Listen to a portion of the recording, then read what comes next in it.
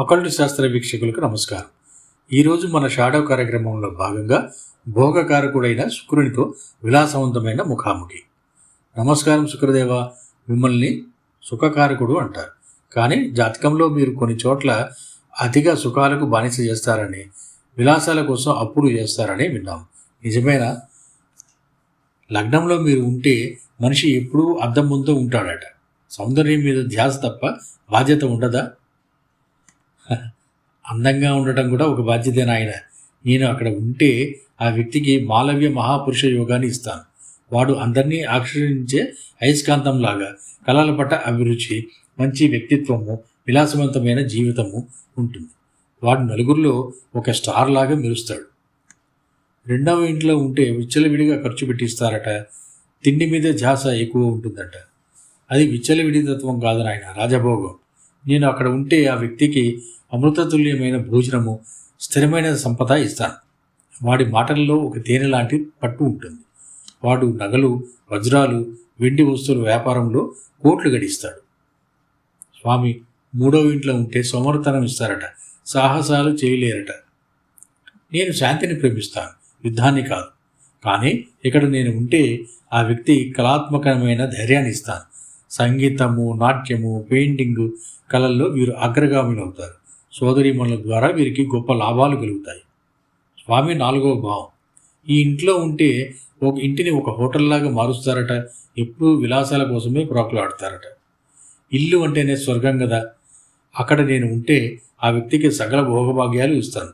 ఖరీదైన కార్లు, ప్యాలెస్ లాంటి ఇల్లు, తల్లి ప్రేమ, ఆస్తి, బహుమతులు ఇవన్నీ ఎప్పుడూ అతనికి వేడుకల్లాగానే ఉంటాయి.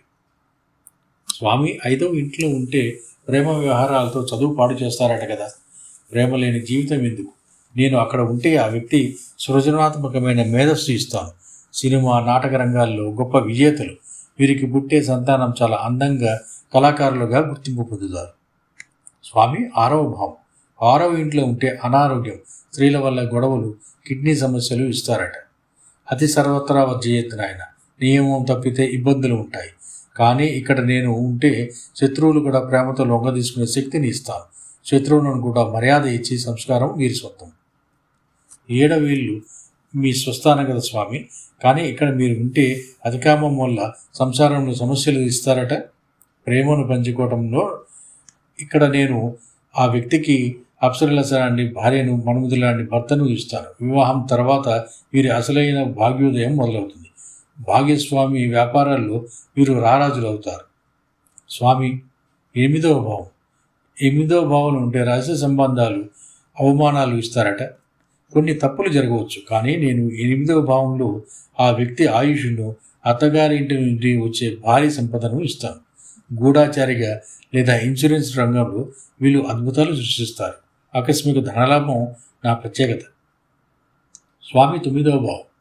తొమ్మిదవ ఇంట్లో ఉంటే దైవభక్తి కంటే విలాసవంతమైన జీవితానికి ప్రాధాన్యత ఇస్తారా? భగవంతునికి అందం కొలవటం తప్ప నేను అక్కడ ఉంటే ఆ వ్యక్తికి అదృష్టం వస్తుంది. విదేశీ యానాలు, దైవ దర్శనాలు విలాసవంతంగా జరుగుతాయి. వీరు చేసే దాన ధర్మాలు కూడా ఆడంబరంగా గొప్పగా ఉంటాయి. స్వామి, పదవ స్థానం.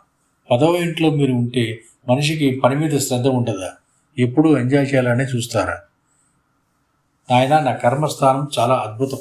నేను 10లో ఉంటే ఆ వ్యక్తి గ్లామర్ రంగం, ఫ్యాషన్, జ్యువెలరీ లేదా వినోద రంగంలో తిరుగులేని పేరు సంపాదిస్తాడు. వాడు చేసే పనిలో ఒక స్టైల్ ఉంటుంది. అది అందరినీ ఆకర్షిస్తుంది. స్వామి, 11వ ఇంట్లో ఉంటే స్నేహితులతో కలిసి తిరుగుతూ డబ్బులు తగిలేస్తారట. స్నేహితులు అంటేనే సంతోషం. ఇక్కడ నేను ఉంటే ఆదాయం విలువలా వస్తుంది. స్త్రీల ద్వారా, కళల ద్వారా అపారమైన ధనం లభిస్తుంది. ఆ వ్యక్తి కోరిన కోరికలన్నీ తీరుతాయి. సమాజంలో ఒక స్టైల్ ఐకాన్ అవుతాడు. స్వామి, 12వ భావం. ఇక్కడ మనిషిని భ్రష్టుని చేస్తారట. సంపాదనని ఖర్చు పెట్టిస్తారట. ఇక్కడ నేను ఉచ్చస్థితిలో ఉంటాను ఆయన. 12వ ఇంట్లో నేను ఉంటే ఆ వ్యక్తికి శయ్యాసుఖము, విదేశీ నివాసము ఇస్తాను. వారు చేసే ఖర్చు అంతా భోగాలకి. ఆధ్యాత్మికంగా కూడా వీరు సుఖవంతమైన మోక్ష మార్గాన్ని కోరుకుంటారు.